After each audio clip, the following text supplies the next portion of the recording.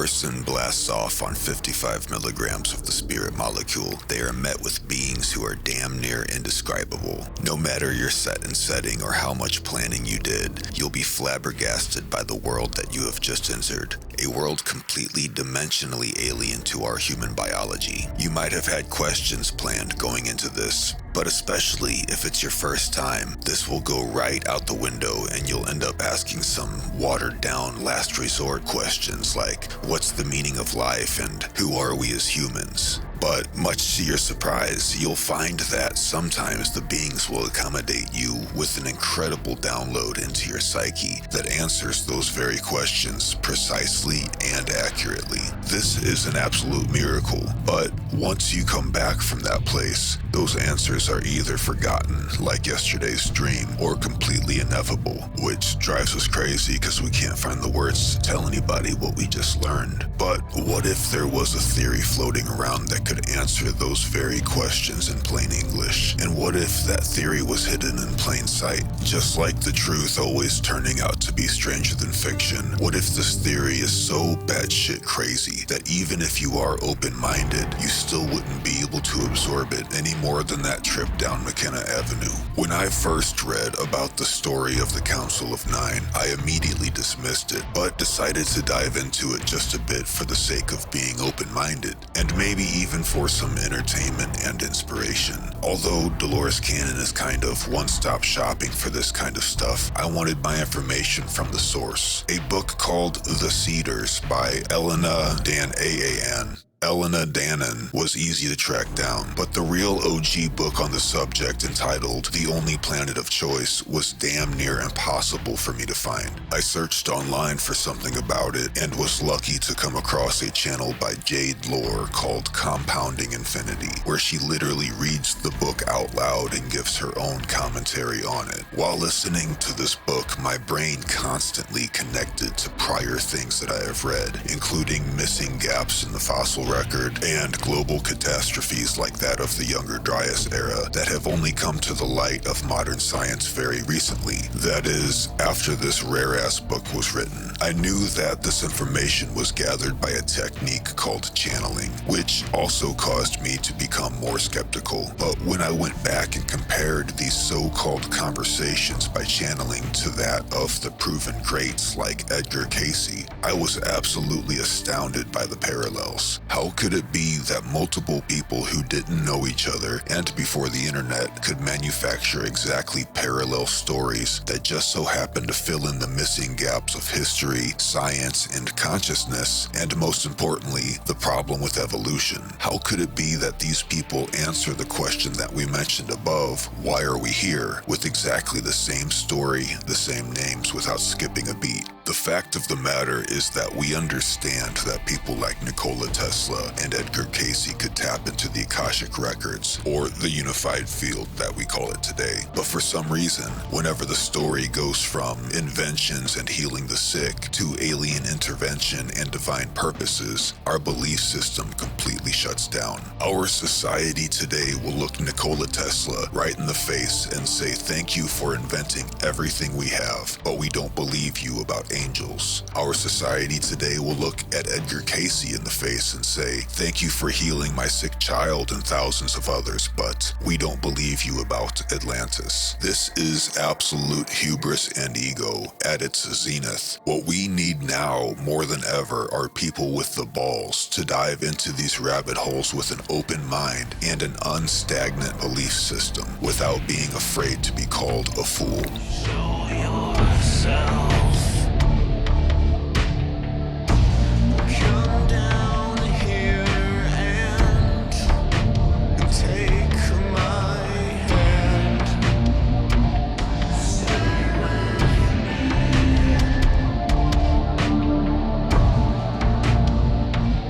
and show me glory.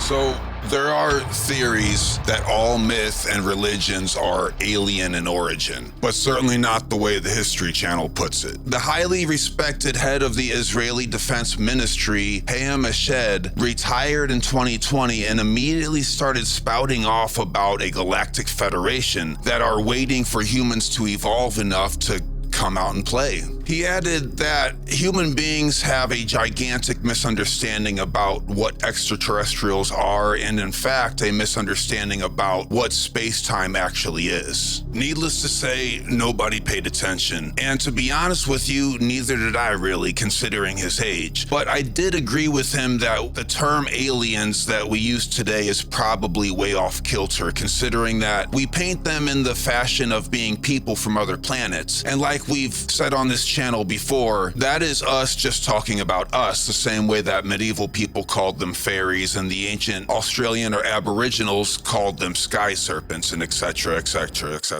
So from here on in the video, let's throw out all preconceptions we have about the term extraterrestrial that might have been driven into our psyche by movies and pop culture. And let's drive that point home with a metaphor real quick. In a game called The Sims, you can create a community of people and give them all individual jobs and lives and things to do. And then of course you become busy with your life outside the game and you don't come back to it for a few weeks. When you do return, you find that these characters might be off and running and doing their own thing, things that you didn't necessarily plan on. Almost as if they have free will of their own. You can nudge them back in the correct direction and this might work, but the characters that you have created are still not 100% controllable anymore. While you are trying to nudge these characters back in the right direction, they will experience synchronicities due to that is the player's hand. And they have no idea that you can see them because they sure as fuck cannot see you. This might be a slightly, and I repeat slightly, better way to look at the idea of extraterrestrials and or divine beings.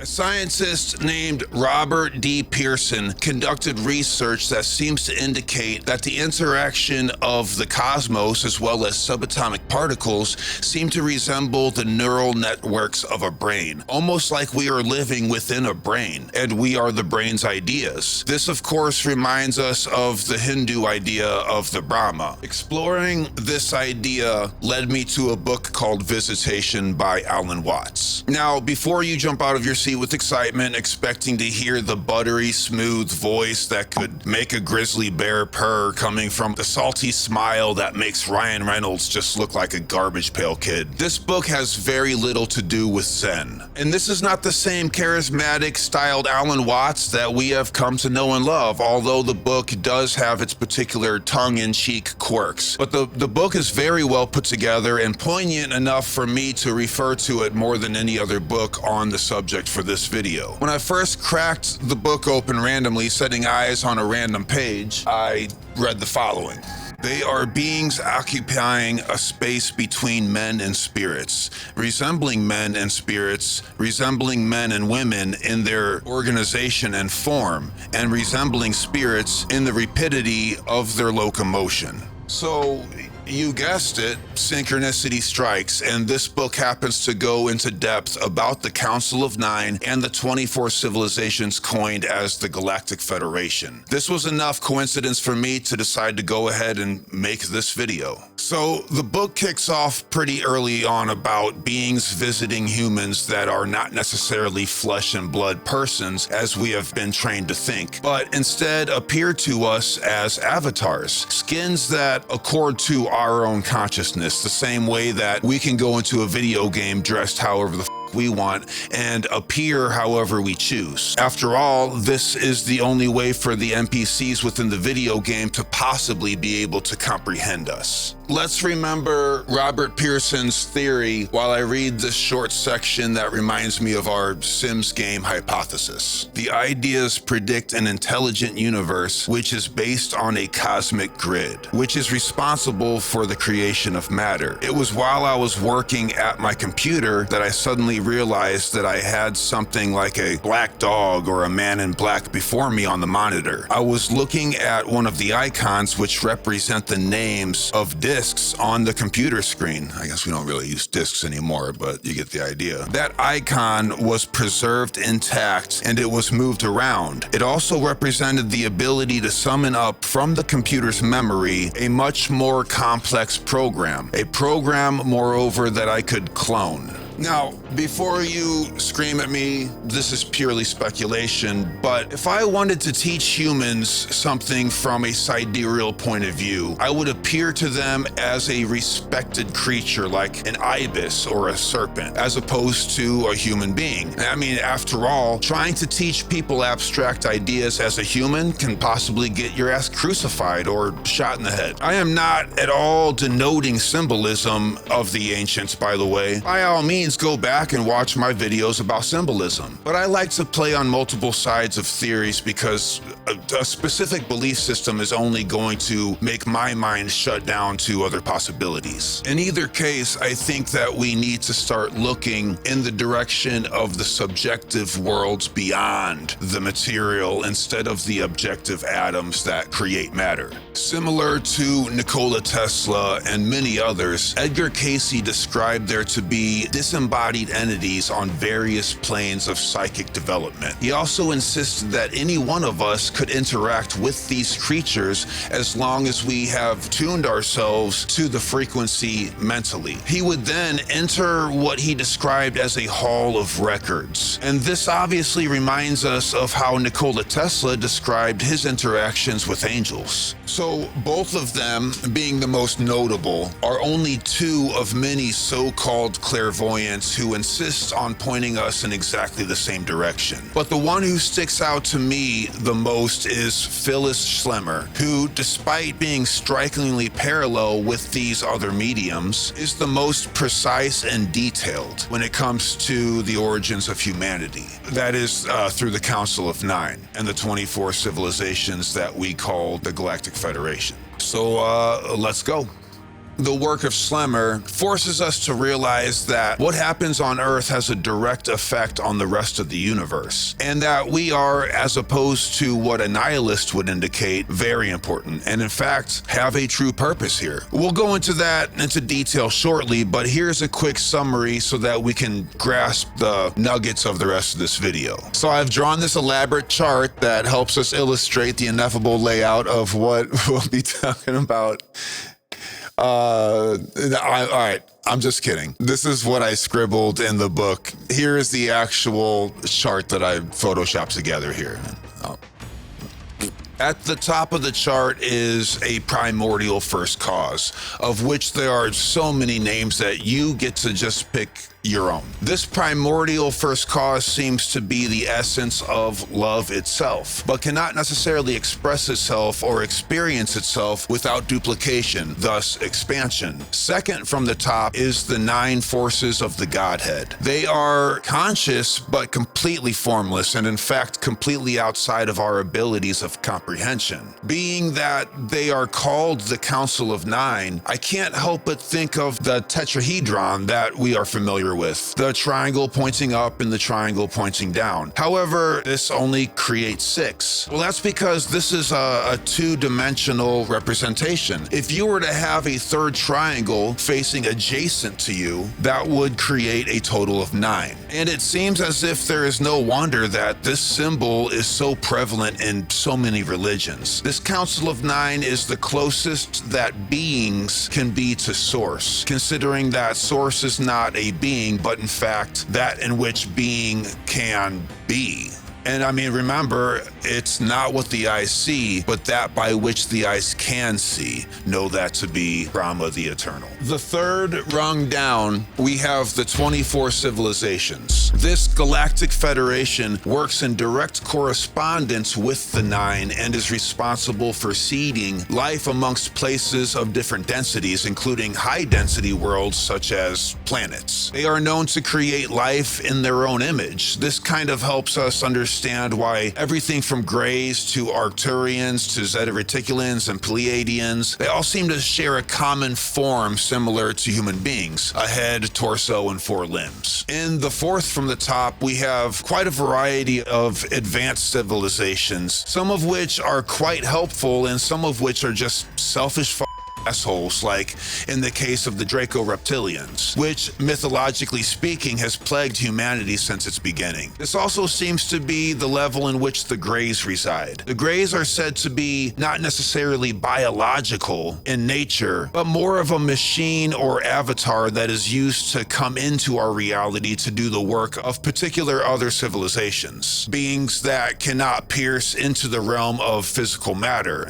After all, it is high in density. Kind of the same way that we put on a character for a video game that is obviously not objectively us. And this kind of helps us explain why the Greys have been seen as both good and bad throughout history and mythology. Last but not least, at the bottom, we have high density physical matter. That is the world that we live in, also referred often to as the black cube. Everything within this realm we can see and perceive with no problem because our biology has evolved to navigate it. However, the higher up you get on this chart, the more abstract or unperceivable the conscious sentient formats become. Our brain could not handle the download of truly perceiving the top two rows. And even the third row is a total mindfuck. I mean, check the Bible or ask Howard Lovecraft. But this begs an obvious question: why would the bottom of the pyramid be so important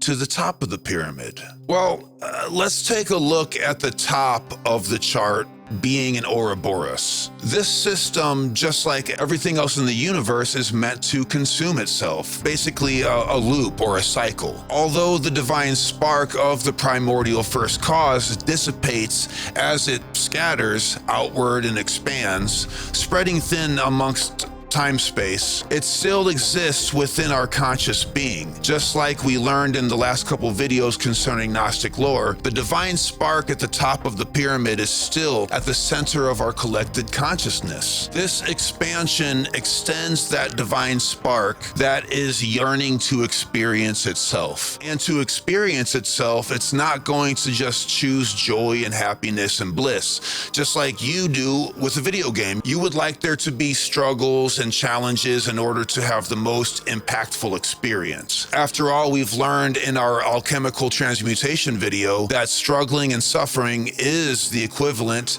of learning here in this reality that is of high density. But just as the Ouroboros symbol indicates, we seem to be at the tail end of a feedback loop, the mouth of which is God with a cap G. Now, before we get all Gnostic like the last video and compare this analogy to being eaten alive, like the archons feeding on our suffering, that is not at all what this chart seems to indicate. In fact, I think it's quite the opposite. If God is in fact love itself personified, loosely speaking, then by experiencing this very love and exercising this love, we will be feeding the head of that Ouroboros, therefore causing God to further expand. And I'm reminded of the axiom, to serve man is to serve God. So despite being at the bottom of this pyramid, or as the Gnostic might say, the bottom of the food chain, it seems to be why this highest density of existence echoes throughout time-space and could possibly be important, if not the most important. If the very items that are furthest away from the divine source are able to wake up and realize it, that completely completes the cycle, thus giving us an answer to the first question in this video: why are we here? We learned in the last video that the first man, Adamu, was that of mud. And considering the old axiom coined as mud sat up, well, if mud can realize its own divinity, that is about as miraculous as it gets. So let's get into some details here. Fossil records show that humans first emerged on Earth about 1 million years ago, give or take about 1 million years. This should help us indicate exactly how tight the fossil records are thus far in science. And I know I'm Dick, but let me explain. Fossil records show that Homo erectus existed about 600,000 years ago, but then there is a gap of 100,000 years before the sudden emergence of what we would call modern man, or Homo sapien. After the emergence of Homo sapien, the fossil records show them disappearing completely for another 100,000 years. This leaves a 100,000-year gap between Neanderthal man and Homo sapien, not to mention Homo erectus at the beginning. Yet, DNA shows us that we actually share some genome with Neanderthal man, suggesting that we not only shared the planet, but also mated. Which makes sense considering I know a couple women out there who would fuck a Neanderthal as long as they had enough hammers. Speaking of hammers, it seems as if Neanderthal man was fully capable of using primitive tools, but their ability to further create more complex tools never arose. It's as if they started using tools one day and then continued using those very same tools without ever changing anything up, just before completely going extinct, and I mean poof, vanished. It seems as if they were taught to do something, but didn't have the symbolic brain capacity to expound upon it. Where this gets weirder is that when Homo sapiens suddenly reappeared in the fossil record, Neanderthal man disappeared. This indicates that we just beat them in the old game of war that, us humans seem to always play. But Neanderthal man was stronger, more robust, and in greater numbers by far than Homo sapien. So to kill them off in the form of battle doesn't really make any sense, does it? Plus you have that time gap. So we must have used our new cunning and evolved wit like in a game of chess? Either way, the question arises, where did those smarts come from, considering there is no fossil record that leads up to Homo sapien? It's just a drastic change. So right off the bat, without any kind of pseudoscience, it is safe to say that Homo sapien popped up out of nowhere and in small numbers took over the world, despite the success of Neanderthal man before him. And then there are a number of archaeological finds that seems to just throw all of this previous information out the window. And that'd be an entire another video. When comparing these gaps in the fossil record to oral traditions passed down by indigenous people, we start to get into a little bit of a pickle. Almost every indigenous culture has a creation story that involves being created from people from the stars, usually specifically referring to Sirius B or the Pleiades. This reminds me quite a bit of how we used to treat the oral traditions of a flood myth before recently we found an ample amount of evidence of a great flood due to the Younger Dryas era.